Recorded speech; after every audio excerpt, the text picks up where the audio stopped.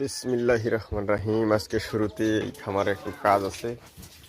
খামারের যে পরামর্শ আজকে এখানে দেওয়া হবে, এখানে ঢুকলাম আজকে শুরুতে। আজকে হচ্ছে আপনার 18 তারিখ, আজ হচ্ছে শনিবার। প্রথম কাজ হচ্ছে রবুল ভাইয়ের গরু দিয়ে শুরু। সাদা গরুটার সমস্যা না ভাবি? এইটা এইটা এটা ডাকাচ্ছি। আচ্ছা আচ্ছা, গরু ঘর খুব সুন্দর, ঠিকই আছে। অপরিষ্কার থাকলে গরুর অসুবিধা।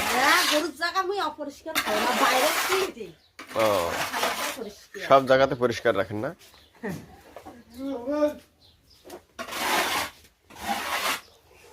তাহলে